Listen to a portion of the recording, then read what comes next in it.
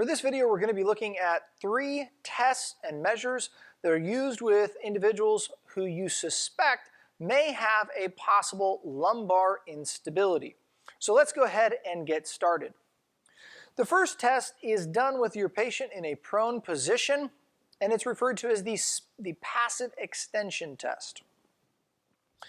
What you'll do is come to the base of the table, bring the feet together, and then from this position you're going to passively extend. Now sometimes individuals will allow their knees to flex, and so you will essentially see this as you begin to lift up. If that is the case, one of the additional modifications you can make is to support not only at the ankles, but also just above the knees, and then to lift as such.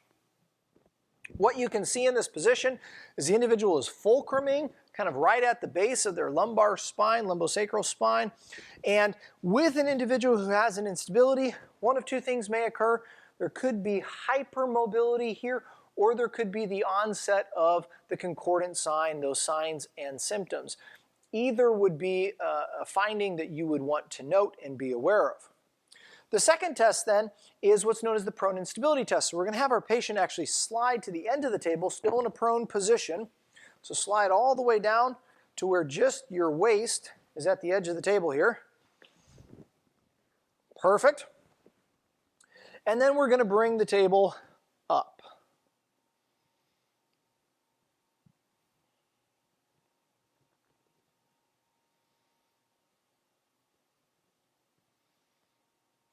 Now for the prone instability test, we want their waist, their ASIS, kind of right at the edge of the table. Perfect, okay? We want them to be nice and relaxed.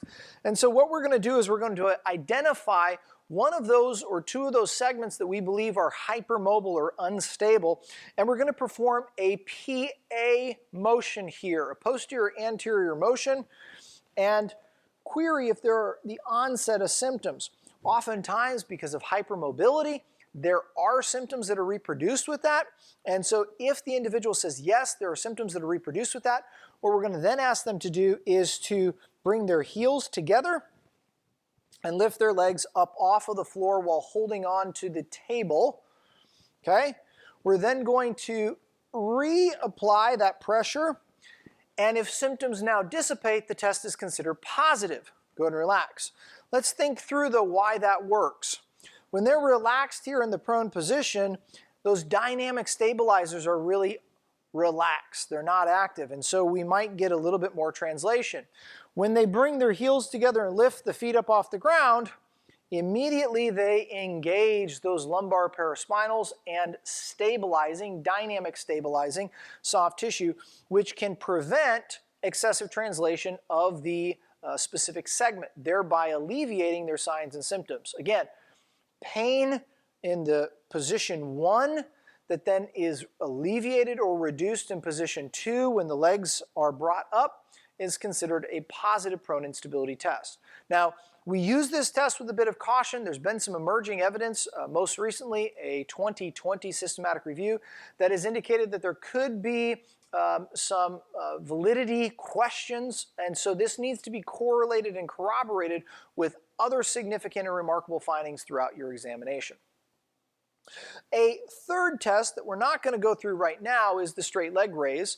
Oftentimes that is utilized as a test of hypermobility, greater than 90 degrees side to side.